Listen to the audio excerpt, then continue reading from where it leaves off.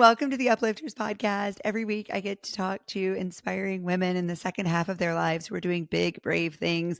And through their honest stories and showing and sharing their fears, they teach us all how we can do big, brave things too. Today, I am super excited to talk to Miko Ballentine, the founder and CEO of Bright Littles. You'll hear in this conversation both how she integrates this into the rest of her life and the other things that matter to her, and how she keeps doing scary stuff like looking for funding to grow and expand the impact of her big brave dream. Tara, thank you so much for taking time to hang out with us today. Thank you for having me. I'm excited. So take us back to the moment that you were like, I see this need in the world and I'm going to do something about it.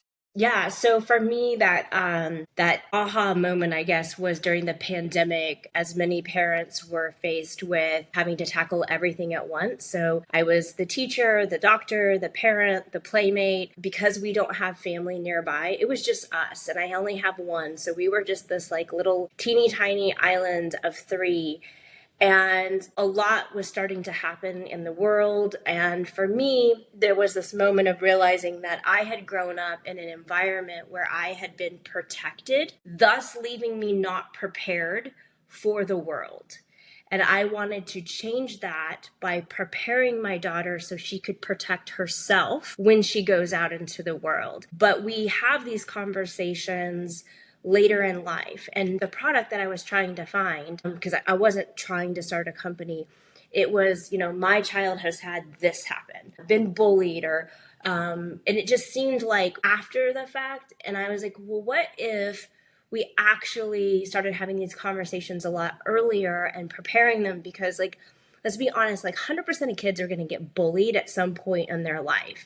And we're not trying to stop the bullying. I wish, but that's going to happen. And so instead of addressing it after the fact, what if I prepared my daughter so that when it happens, it doesn't become hopefully this like core changing moment of her life, of her personality, versus kind of like water off a duck's back. Like, you think that of me, but I don't think that, because I've prepared her to protect herself in that situation. So when I couldn't find tools, and I feel like the world has changed the way that we're trying to parent, we know better, so let's do better, but where are the tools to do that? So I wanted to move away from the talking about the problem to actually like a tangible product to do the work. And so I am just crazy enough that I thought and did do it. Wow. And like, as you had this realization, this thing that I really need, and I think a lot of other parents need, and I wish I had had it, and I'm super glad that you're making it. I think about my own parenting journey. My daughters now are later teens. I have a 14-year-old and a newly minted 17-year-old. And the most important thing I can do with my kids is create mutual trust. And I think that happens in all relationships through communication. Yeah. And so I super love what you're doing to make it easier for us to feel like we have the support and resources we need in order to develop mutual trust. But had you started a company before? Yes. So I'm a little bit of a serial entrepreneur. So I get really excited about starting companies. I love solving problems. Like, I really enjoy that. And if it wasn't a company that I've started, I've typically found work in startup situations. So I just like the excitement of that. However, this is the very first time that it was a crossing of my personal life and my business life. And it feels different. It looks different. It's the first time I've had my life so intertwined together, because I'm parenting at the exact same time. So it's like massive. And I feel a huge responsibility, and I take it very serious. And I also have fun. Like, it makes me a better mom by doing this. Conversations that I've tackled with her, I just could not even imagine. They were things that I never learned. It was really later in life. And so there's been some healing of my little girl self, if you will, because I'm realizing as she's growing, as we are growing together, just feeling like I can't go back and change things for me, but like, damn, that was a good mom moment today. Like celebrating it and realizing that I'm changing, if you will, like this generation. Like the buck stopped with me, that I was going to do things different with her. I love that. I think though for any founder, anyone who's building any dream, there are always am I ready conversations in their own mind. And whether it's do I have enough resources, money, time, energy? Do I know the right people? Am I smart enough? What were some of those questions for you? I mean, I still ask myself those questions, to be honest. Amen. Same girl. Thank you for That admitting is it. like the entrepreneurial journey of like, I'm amazing. What the But nobody says that. We're like all walking around with these fears. And so people then believe like Tara, she is just brave and bold, I but not am me. I am, and I am failing, and I'm losing money, and I'm scared as shit, and I actually, am treading water. I think that, I am kind of an iceberg, and or like a duck, like I'm paddling furiously under the water. So some of the big things for me is that I've had experience in product company and in service company. So there was a part of that I'd been there, and I'd come kind of mainly from fashion actually, but this is product isn't product is a product. And so I was a little bit more in the luxury market. So going from quality to selling quantity was very different. I had to learn how to print books. I tried to print in the US, realized that that was not possible to compete with publishing, trying to figure out what publishing looks like. Long story short, I ended up publishing on my own, not realizing that most bookstores won't carry me. So most of my most obvious places that would retail the product won't, because I'm not in publishing, because publishing has deals and they can like return books, and it's a distribution system that like I actually didn't realize that so many things. There's not one way to start a company. And now if I look back, like there was 55 million ways. I went with the thing that I knew the most, which was going to markets and having a booth and trying to sell to stores. So I started with what I knew. And from there, I've pivoted 55 million zillion times. The company looks nothing like how I started. I had saved some money, and I basically cashed in what I have. I don't have any funding, and I've kept a job. I kept a full-time job. I was a CMO of a interior design company for a while, and would side hustle and work weekends and have boosts. And I took the leap about a year and a half ago to do this full-time, but I still side hustle. I sent out a scope of work yesterday to do marketing consulting. I'm still trying to make it. Yeah. And I've been doing this for 4 years. Yeah. I love that you said that. And I don't, any of us entered this highway totally knowing where we were going. So part of what I'm taking from your story, that so much of success for so many of us is actually measured in agility and the willingness to keep following the breadcrumbs. Yeah.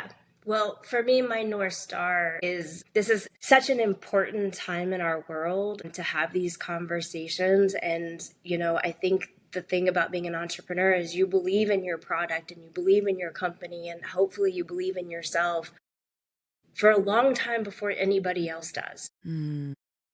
And that is a really hard thing to do because, for most entrepreneurs, we don't have a lot of money. We can't have a big staff. And so it is a very lonely place to survive.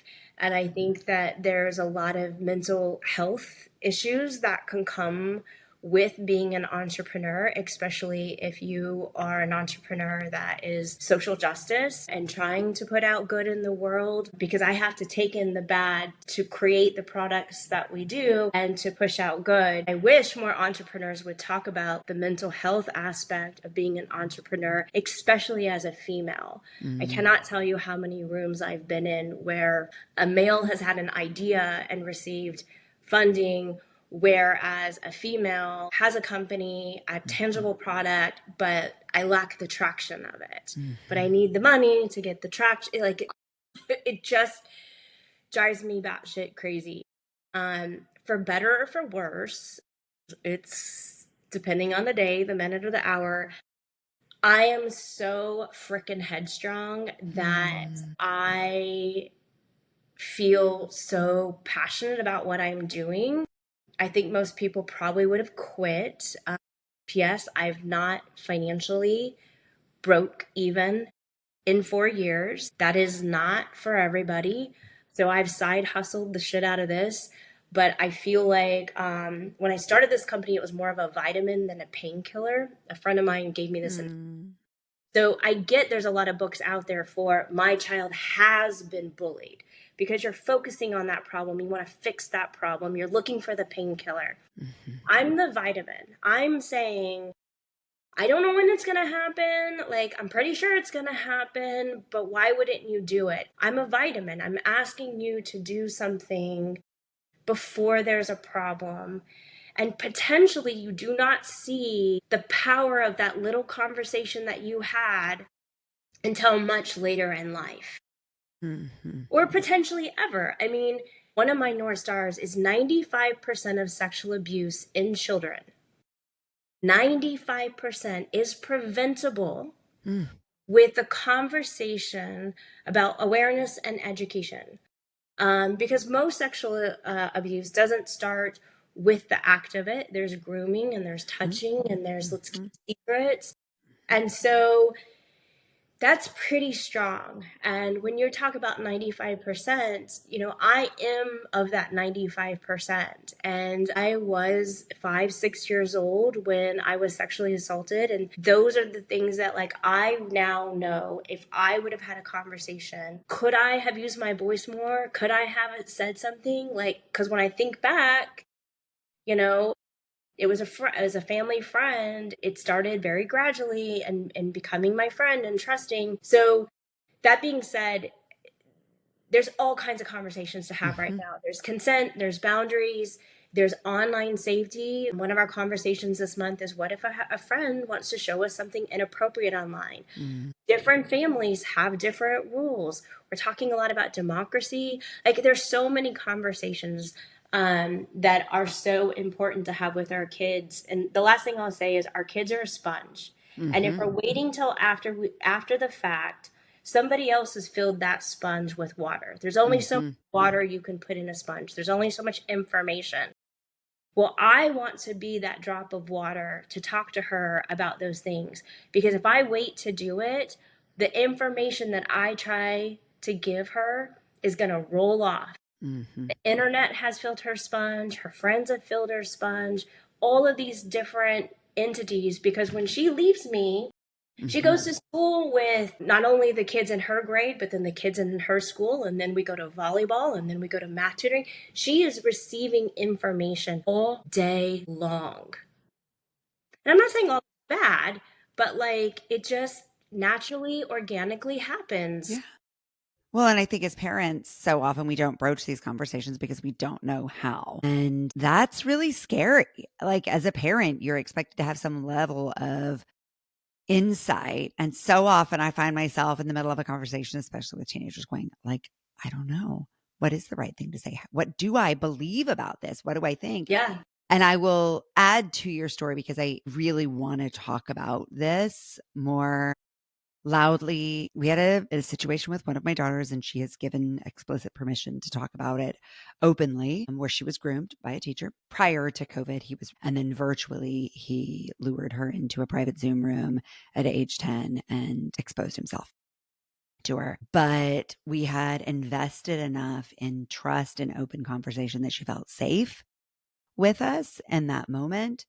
that when her alarm bells began to go off, that like she was out of her depth and didn't know what to do in this situation with a grown up, she found a way out of the room and was able to pull me into the room, which thank God for Zoom. Thank God for COVID, honestly, and for my first time ever working from home, that I happened to be working inches away from her when it happened. And I have so much to say on this because our systems are so messed up that even though we had like massive amounts of proof, they can't actually do anything about child endangerment in most states in America. And that still qualifies as child endangerment because, of course, it didn't actually physically touch her. But that is absolutely sexual abuse. And it was absolutely preventable because we had so many moments where we felt like this guy's a little weird. That's a strange thing to say. And she kept bringing us these clues like, this felt funny. This felt weird. And we're like, what a nice teacher. Because we weren't thinking about grooming. We didn't know what it looked like. And so we didn't say, there's something weird here and we think it might be grooming, and let's get our kid out of this situation and alert the school. Thank you for sharing, and I'm so sorry that happened to your Thank daughter. you. I'm so sorry it happened to you, and it makes me so angry for both of you, all of us. And I think we have to talk about it, or family after family is going to go through the same thing. Yeah, 100%. And I think you brought up a good part. Like, I think there's a lot of parents, because I was one of them. Like, I want to have these conversations. I don't know where to start. I don't know what to say. I don't want to mess it up. And then there's two roads. I don't have them, or I figure out how to have them. And I did team up with a structural educational engineer and a PhD in family therapy that helped create the products, because I was of that camp of I just didn't know where to start, because in my head I go to like the biggest conversation ever, and it actually doesn't have to be that way. If you start young, it's bite-sized pieces. They're mini conversations, and they're building and growing as a child gets older. There's stages and there's levels to it, and the earlier you have them, the easier they are and the more fluid they are, because the child expects it and you kind of get into the rhythm of it, and the kid is ready. We're usually the problem. So yeah, I get that. And I just, whether it's my story or your story, I just am constantly trying so hard to convince parents to start these conversations earlier than they think. And not to mention, like, we're so good at having conversations that are happening in our home. Mm-hmm. But what's so important is that we are having conversations that are more community, worldly based. Some of the conversations we talk about is, how many religions are there in the world? We talk about different cultures. We talk about diversity. Like, we're tackling things and conversations that are so important for our kids to know. Like, yes, it's important to like talk about stuff and make sure they're good with their self. Our pillars are diversity, safety, self, nature, and health. So self is giving them the tools that they need for, mental health, regulation, consent, and boundaries, all those things. Health is around, why does someone have an allergy? Talking about moving your bodies, giving the tools so that they can make healthy decisions throughout their life. Safety is around like swim safety as well as gun safety. What do you do if you find a gun? We talked about self. And then nature. So we'll talk about how the bees impact our food. We're having a rainbow of conversations because we're all different and unique, which is what your kid's classroom looks like. It's what your kid's life looks like. And I think it's really important to teach civic responsibility, stand up for one another.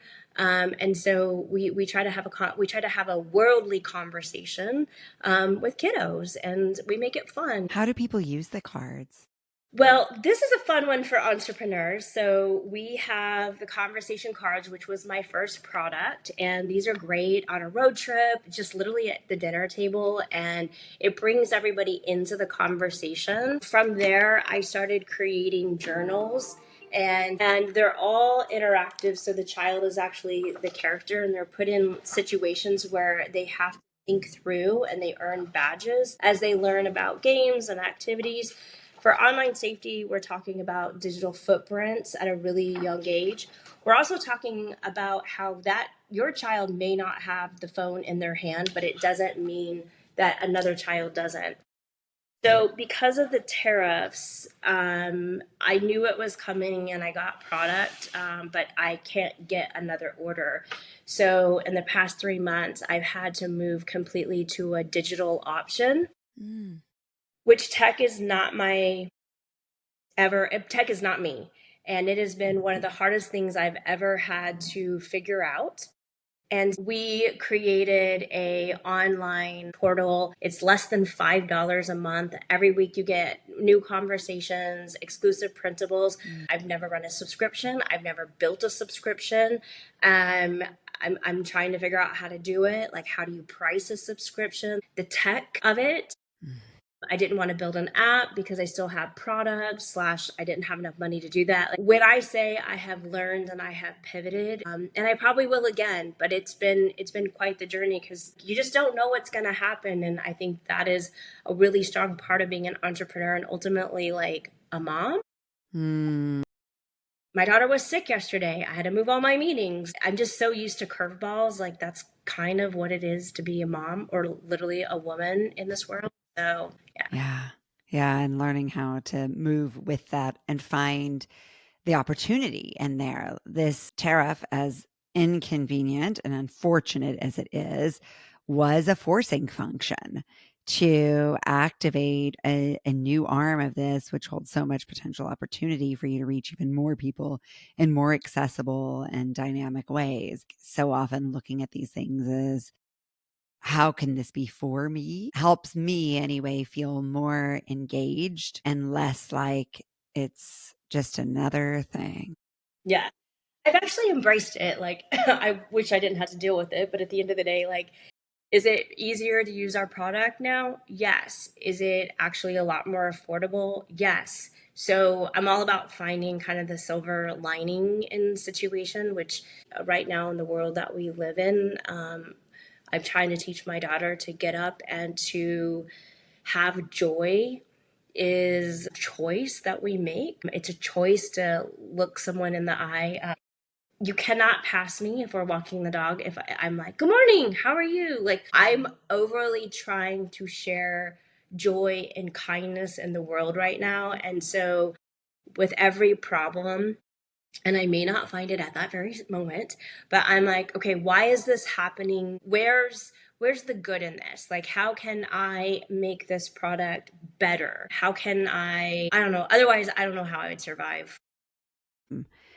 It is so tempting to step back and to hole ourselves up in a little protective bubble and hope it all goes away. But that's never worked in the whole of history. It requires getting out there, reconnecting with our situations, and actively choosing to, in small ways, usually in our own backyard, make a difference. And it's so energizing, I think, to be reminded through stories like yours that it doesn't require us to be perfect. It doesn't require us to have all the answers.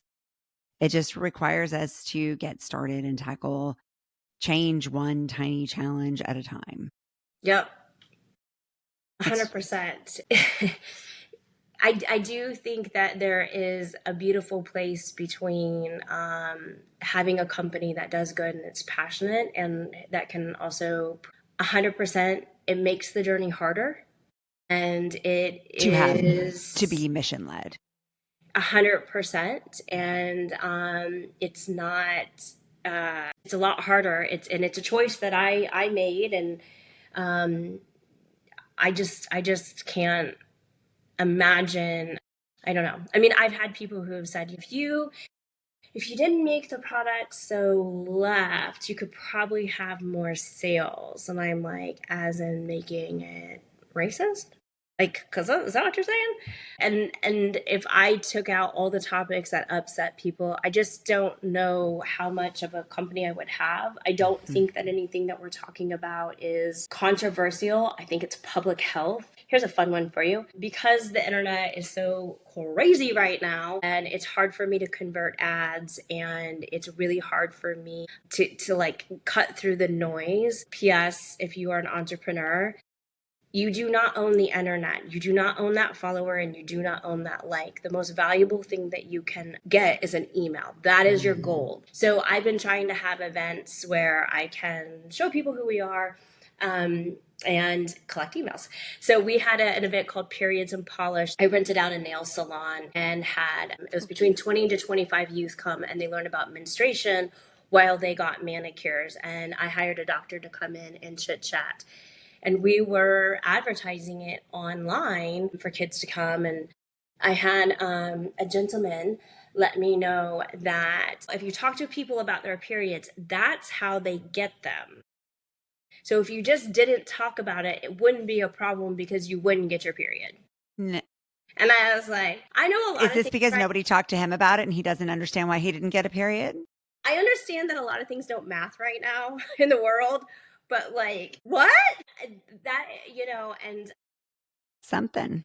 yeah, it is. What I think a lot of what can be wrapped with a lot of embarrassment and a lot of shame.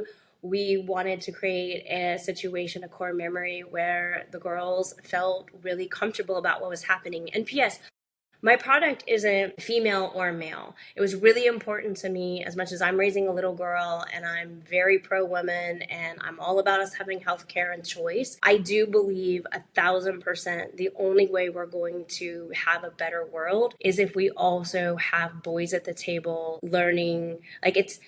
I don't want my daughter to carry the weight of her only knowing what consent and boundaries and no is. I need there's another part of that equation that I want and need them to be accountable and to know that a no is a no, both ways. Mm-hmm. And so our products are for families of all shapes and sizes, and they are for kids, all shapes and sizes. And we take families as they are, because I came from a divorced family, and my entire life, like, I came from a broken family, is what I was told my whole life. And now I'm like, that is such a messed up thing to tell a kiddo. Yeah. So we, all families, all shapes, all welcome at Bright Littles, everyone. I love that. And it is reality. We're not going to spend our lives hopefully surrounded by people who look and think like us, and to learn to celebrate our uniqueness. Every single one of us has unique experiences and gifts, and that is what makes the world interesting. It is why we as humans are so freaking remarkable, Yeah. because we are unique. We talk about in our family a lot. I always talk about like who's sitting at our dinner table of life. Hmm. And I think it's really important to have your life be diverse, to have your friends be diverse, to have the world be diverse. And Mm. I think it's interesting that, because I've had the opportunity to live abroad, that we embrace music. If anybody would play their playlist, like mine is all over the board. There's rock and roll. I love music from other countries. I'm always searching out new artists. I even have a little country on there. I love jazz. And equally, our tables are food. We've got, I love sushi. I love Mexican food. I love, we have a new Korean barbecue. Like, we embrace parts of culture, but we don't embrace the people. And I really love this idea and push people of who's sitting at your dinner table of life. Are you just listening to it and you're just eating it, but you all look the same? That is not the dinner table that I want for my family and my world. And literally growing up, my mom worked in hotels. She was a single mom, and we would have lots of the people from the hotel would come, and through that we had artists and interior design. And I never grew up questioning if it was okay to be gay. Like there was always different cultures and different people in my life. And because it just was such a normal part that we would break bread with these people, I just have never questioned it. And if anything, like standing up for them right now, like why shouldn't they be afforded the same dinner table that I want for my family? Why? Like, it makes no sense because of who they choose to have sex with, who they want to have In sex my with. experience, Makes no sense. people that are in love and they're happy don't go to wish harm on people. But Yeah, that's another if we took podcast. better care of ourselves and each other. Yeah. So as uplifters, we love to uplift other uplifters. How can we best support you in Bright Littles? I'd love for you to go to brightlittles.com and to check out what we're doing. Right now, we're giving 75% off for anybody who wants to try the Conversation Club. Yes, our Conversation Club is $9.99 a month, so you can get 75% off. And if you join for a year, it's $4.99 a month. It's less than a cup of coffee. But I know everybody is at different places and stages in life, and so we have tons of free resources to start this conversation. Yeah, I mean, I would love for you to check out Bright Littles, but even if you don't wait to have conversations with your kids. It is so important, and you cannot rewind time. You cannot go back. Like, these are conversations you'll never regret having. It's the ones that you don't have that you'll regret. Well said. Each guest on our show nominates another guest. You were nominated for the show by Christina Tested, who I love. Who would you like to nominate?